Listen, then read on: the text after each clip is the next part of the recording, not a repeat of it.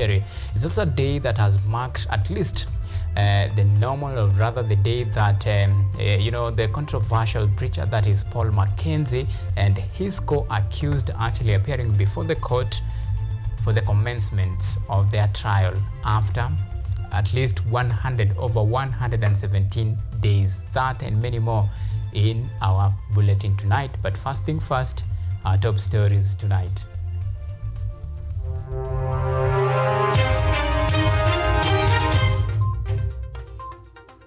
Tonight, ready for trial but first go for mental test.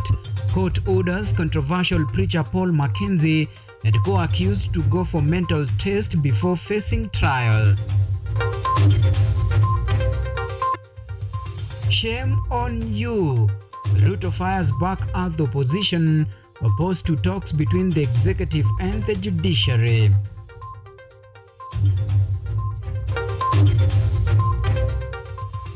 Also tonight, my advice to Ruto: deal with corruption. Odinga tells President William Ruto to end corruption and punitive taxes. Plus, giant versus the underdog. History beckons as Tanzania takes to pitch to battle it out with Morocco.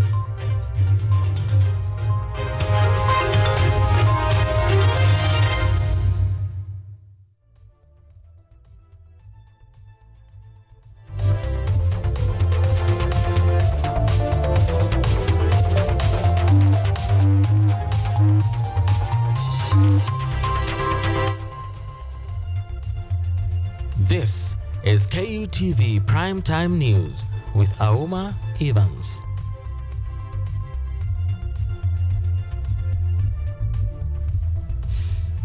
Right, Evans Odhiambo will be assisting us on the sign language interpretation tonight. And of course, we invite you to be part and parcel of this bulletin. You can talk to us on all of our social media platforms. Remember, we are live on YouTube at KUTV News Live. You can tweet me at Auma Evans, that is on X. Remember to use the hashtag Primetime News. So tonight we begin our bulletin with matters politics, matters, corridor of justice. In a highly anticipated courtroom event today, controversial preacher Paul Mackenzie alongside 30 co-accused suspects were arraigned in Malindi Law Court after months of investigation by the prosecution. The accused did not take plea today, with the court ruling to have the suspect within the next 14 days. Application for the bond was also deferred until the accused take plea. Yvonne Kemuma kicks us off tonight with that report. A Malindi court has today ruled to have controversial Pastor Paul Mackenzie and his co-accused undergo mental assessment before taking plea as the hearings now take shape. The 31 are in custody following the unsettling events in the Shakahola forest that resulted in the deaths of more than 400 congregants believed to have been brainwashed to fast to death. And given further that neither the court nor council can tell the number and availability of psychiatrists in this region, I find that a period of 14 days is not unreasonable. The prosecution had asked for 14 days to allow psychiatrists to carry out a mental assessment on each of the accused persons before taking plea. Lawyer Mr. Makasembo and Mr. James Mauko have, however, opposed the request, saying that 2 weeks was too long. Regarding the mental assessment process, we feel that the 14 days is too much. It's something that can be done within 2-3 days. The Director of Public Prosecution has specified 11 charges against the suspects, including murder, manslaughter, assault, causing bodily harm, radicalization, terrorism, child cruelty, and torture. Additionally, the defense raised concerns about the well-being of the accused persons, stating that they have not received food for the last 2 days. In response, Justice Thande ordered the authorities at the prisons holding the suspects to ensure that all detainees in the facilities are provided with food. Accordingly, I direct that 1, all accused persons do undergo psychiatric assessment to ascertain their fitness to take plea. 2, medical attention and care to be availed to the 4th accused person and any other accused person who is unwell at the prison at which they are held. The suspects are expected to be charged in groups categorized according to their alleged levels of involvement in the crimes. 429 people, including children, are believed to have died in the massacre, as autopsies revealed that starvation and strangulation were major causes of death. Yvonne Kimuma, KUTV. Politics now. President William Ruto has criticized the opposition, telling of critics opposing the dialogue between the executive and the judiciary to end the dispute between the two arms of government. According to Ruto, opposition has no right to oppose the talks, given that similar talks were held between the president and the opposition leader Raila Odinga during the protest. And as Dorothy Musyoka reports, Odinga yesterday trashed the talks, insisting that the talks will not only compromise the independence of the judiciary, but also the country as a whole. Is the third day since Chief Justice Martha Koome welcomed President William Ruto to participate in talks aimed at resolving the differences between the executive and the judiciary in the country. Opposition leader Raila Odinga and Alice yesterday warned the Chief Justice against agreeing to negotiate with President Ruto, stating that the talks will interfere with the independence of the judiciary. Hakuna haja ya mahakama kufanya mazungumzo na Ruto. Mahakama imesema kwamba kama wewe ukubaliana na uamuzi wa mahakama, wewe fanya kata rufaa. Tayari there is an active case in court. Court has made a ruling and the executive has appealed, and the matter is before the court. Is supposed to be decided on the 25th of this month. President William Ruto has today condemned the opposition following its reaction against the talks between the president and the Chief Justice Martha Koome, alleging that those opposing the talks are recruits of cartels sent to derail development in the country. For these people, those who are opposed to any conversation amongst Kenyan institutions so that we can sort out the challenges that face development in our country, are the ones that have been recruited by the cartels, by the crooks, by the saboteurs, so that they can continue to benefit to the disadvantage of the people of Kenya. And we want to tell them, shame on them. The president also criticized the opposition following threats of demonstrations in the country against the rise in the cost of living, maintaining that food production is the only solution to stabilize the economy. Ati kuna mtu anatuambia ati ukivaa sufuria kwa kichwa bei ya unga itashuka. Hata kama wewe ni mganga, hata kama wewe ni mtu ya kutumia madawa, njia gani ati utaweka sufuria kwa kichwa bei ya unga ishuke chini? In addition, President Ruto has maintained that the government will not relent in its course to deal with corruption in the country, warning leaders who oppose government projects. Na mimi nataka niwahakikishie wakora na matapeli na wafisadi mambo yao ni matatu. The head of state was in Trans Nzoia County and the best constituency, where he launched a water project and an ICT hub in Kitale town. Dorothy Musyoka, KUTV. And still politics, Azimio leader Raila Odinga has called on President William Ruto to deal with corruption in revenue collection and in procurement. Odinga has alleged that increasing taxes will not restore the country's economic status if corruption still reigns in government institutions, further asking Ruto to emulate the strategies used in the late President Mwai Kibaki's government in dealing with corruption, as Anyango Sylvia now reports. As Azimio Brigade marks the third day of their recruitment rallies in the Western region, Azimio leaders maintain that there isn't any need for dialogue between the judiciary and the executive. Speaking in Bungoma County, the leaders told Chief Justice Martha Koome to do away with the dialogue, claiming that it will interfere with judiciary independence. Ruto lazima aheshimu mahakama. Tunaambia hakimu mkuu Martha Koome, wacha hii mambo ya usharati. Wacha usharati. Hapana kwenda kuolewa na executive. Wewe ulipatiwa katiba ya nchi. Usiogope kitu chochote, hauhitaji kuzungumza na mtu yoyote. Sasa hii mambo unatuambia unataka kwenda kufanya mazungumzo kwa sababu Ruto amekutisha. Hiyo vitu uachana naye. Wewe uko na katiba, na chini ya katiba Wakenya walikupea nguvu. You are a president of an arm of government. You don't sit down. Na mimi nawaambia hakuna mazungumzo kati ya fisi na kondoo. However, Odinga outlined that Kenya's economic challenges cannot be solved by increasing taxes if corruption is not dealt with in government institutions. He further indicated that in order to achieve an efficient economy, President William Ruto ought to emulate policies implemented by the late President Moi Kibaki in dealing with corruption. Tukamwambia hakuna haja ya kupandisha ushuru, expand the tax base, but leave the tax the level it is. We're going to be able to collect sufficiently. Deal with corruption in revenue collection and also in procurement. If you do that, you'll be able to run a very efficient economy. Odinga continues to allege that the Kenya Kwanza government lacked proper governance plan in executing their manifesto, claiming that it gave empty promises to citizens. Nyinyi mlikuwa hamna mpango ya utawala. Nyinyi mlikuwa mnadanganya wa Kenya. Mmehadaa wa Kenya. Msema uongo na mmeshindwa. Mlikuwa mnalaumu Uhuru watio bei ya mafuta ni juu hapa Kenya kuliko Uganda. Mafuta yanatoka Kenya hapa. Sasa mafuta yanatoka wapi? Si hapa Kenya.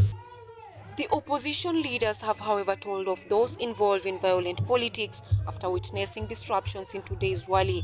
This follows the chaos that occurred on Monday at Busia Polytechnic in Busia County, where Odinga's rally was disrupted by a violent confrontation among a section of youth.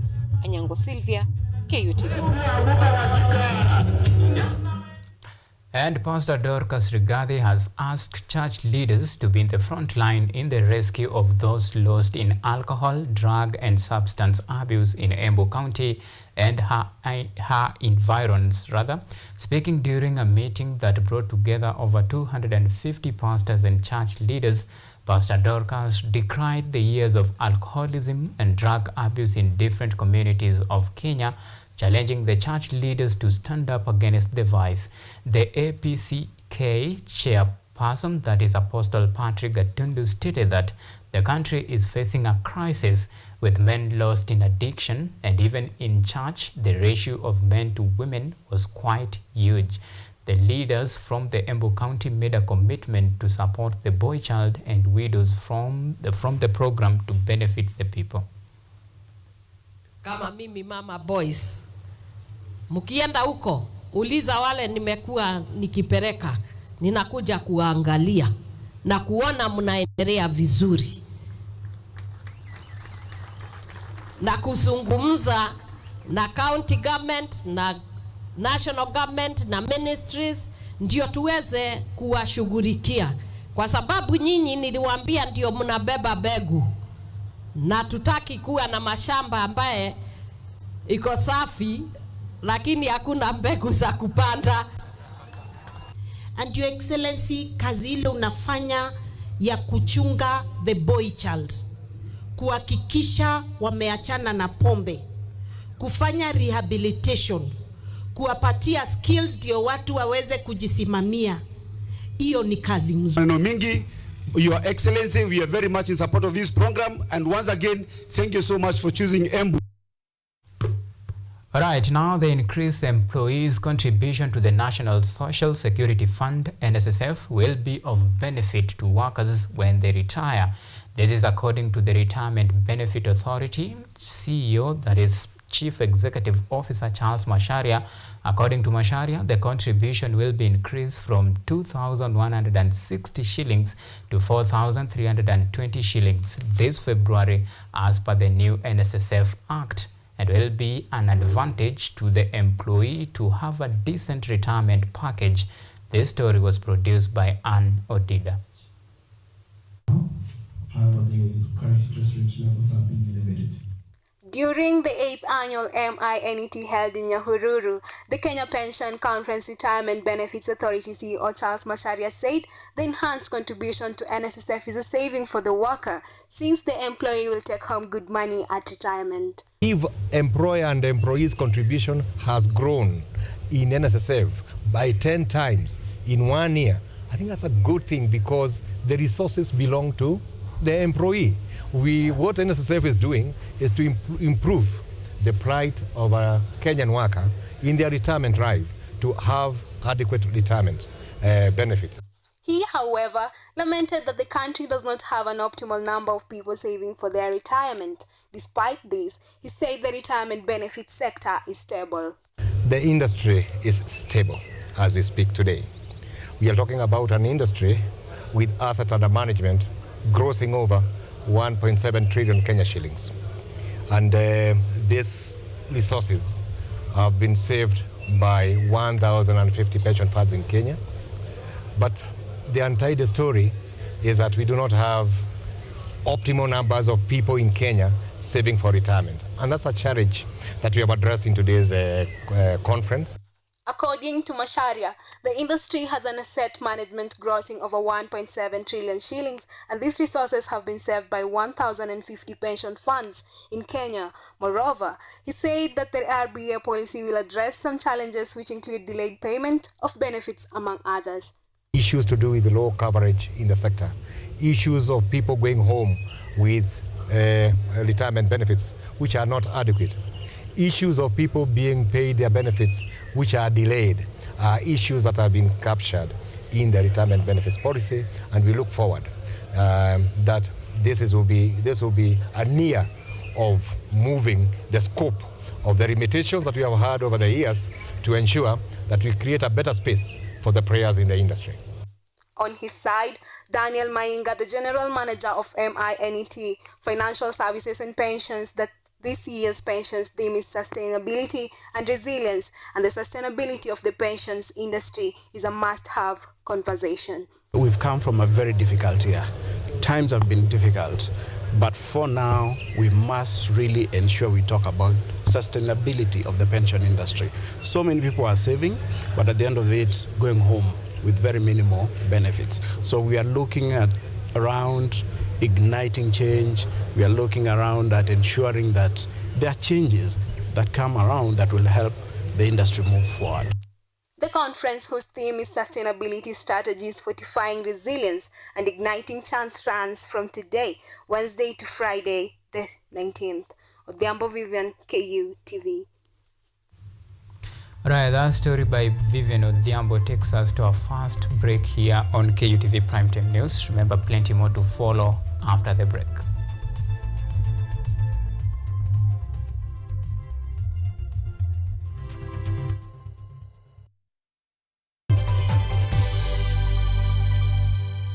From the farm to the consumer, we explore agribusiness opportunities right here with you.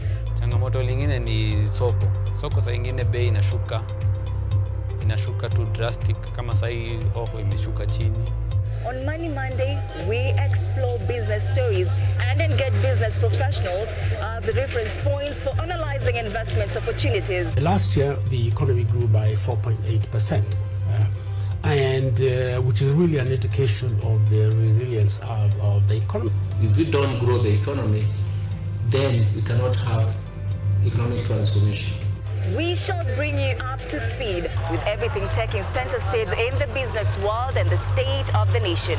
Join me, Ann Odida, every Sunday and Monday for captivating, entertaining, and informative stories at 9 p.m.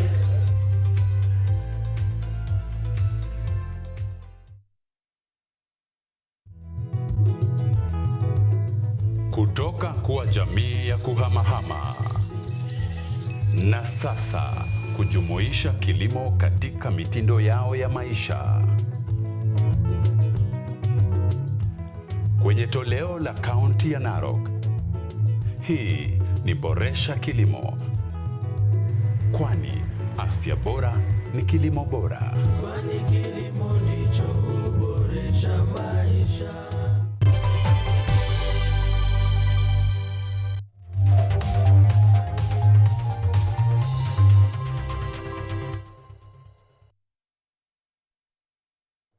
are watching KUTV Primetime News with Auma Evans.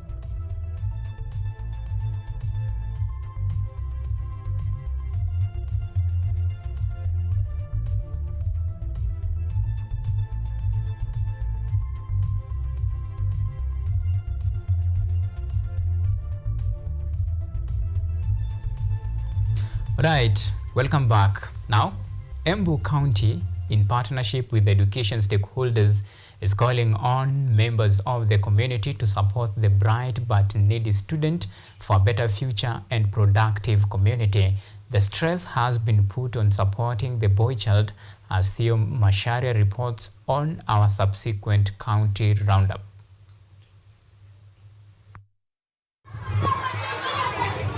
Embu Women Representative Njokin Jerome, together with University of Embu Vice Chancellor Professor Daniel Mugendi, during a prayer and Thanksgiving Day held at Iveche Primary School following a good performance, emphasized that the community efforts to help such bright brains will go a long way in uplifting communities for a better future. Hapo kwa teen mothers, wale wamama ambao walipata watoto wakiwa secondary school na wakuweza kufanya mtihani wa kidato cha 4, ninawasaidia kurudi shule, lakini isiwe tu ni sababu ingine ya wengine kwenda kupata mimba ndio niwarudishe shule.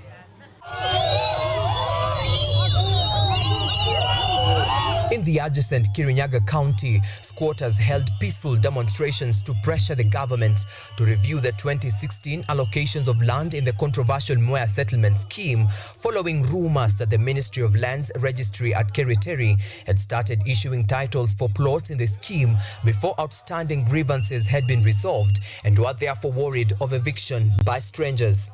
Makima Member of County Assembly Philip Nzangi urged the national government to find ways of resolving the disputes amicably, cautioning any land buyers against buying plots in the disputed land.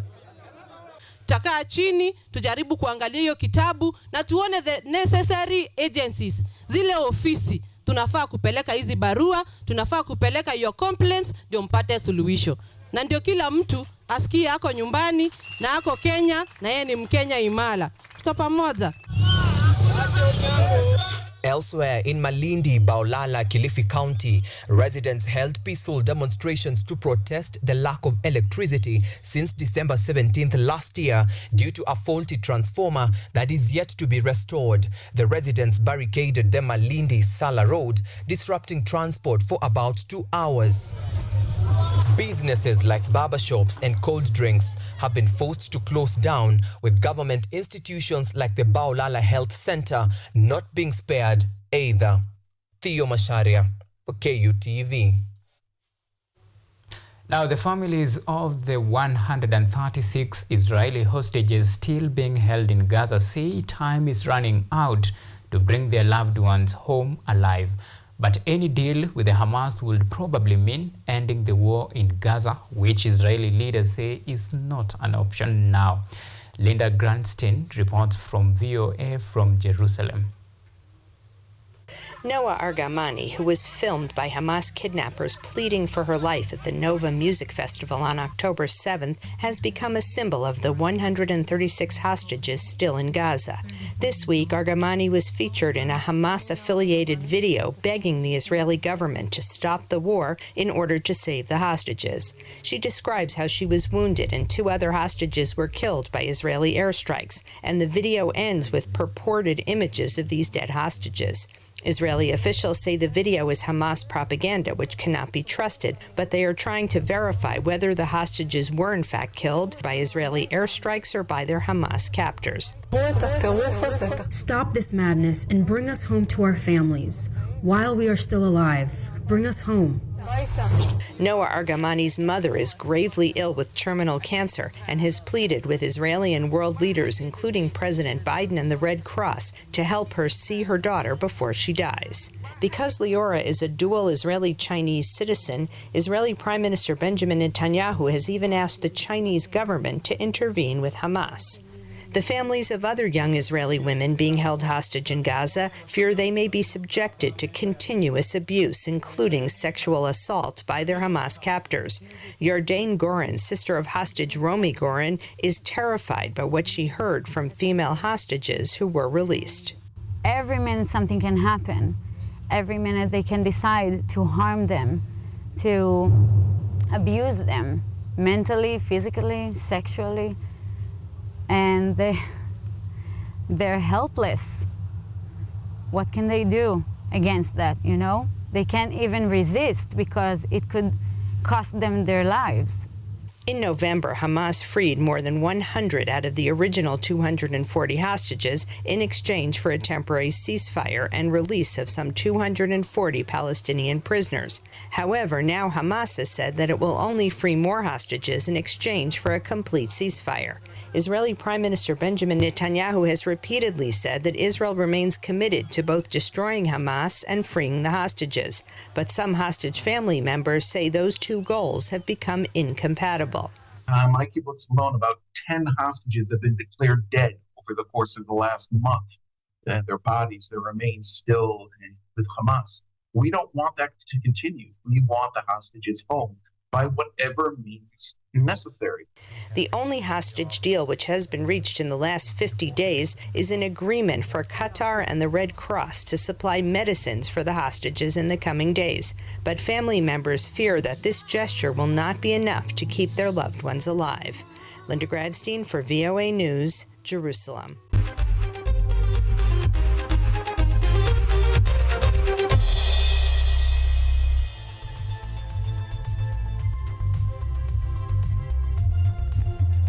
Right, it's now time for sporty action. A date with destiny awaits Tanzania, the sole East Africa representative in the Africa Cup of Nations, as they take on North Africa giant Morocco in Group F match at Stade de San Pedro, in a match that is ongoing currently, and Morocco leads by 1-0. In other matches played yesterday night, South Africa, commonly known as the Bafana, lost their first match of the AFCON 2023 tournament against Mali at Amadou Coulibaly Stadium after players Hamari Traore and Lassine Sinayoko scored a goal each for Mali. In tonight's fixture, Democratic Republic of Congo will be up against Zambia at 11 p.m. East Africa time.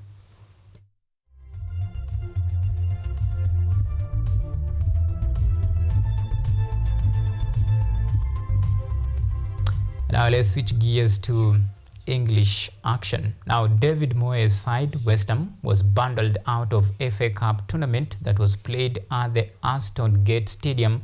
Tommy Conaway, third-minute strike, proved to be the difference between the two sides as Bristol upset 10-man West Ham to book their place in the fourth round of the FA Cup. Tonight, Everton will take on Crystal Palace at the Goodison Park Stadium as Nottingham Forest will be up against Blackpool.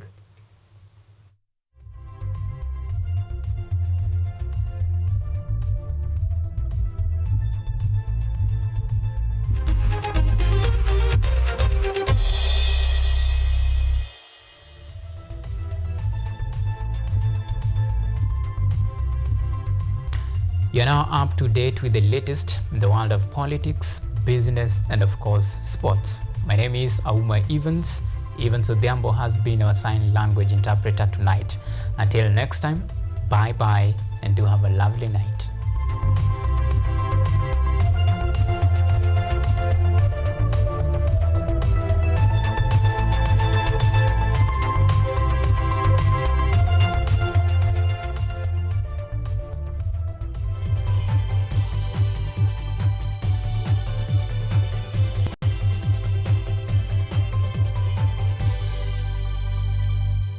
Lola ni programu inayokupa fursa ya kutizama video zozote pindi tu unapokuwa na nafasi.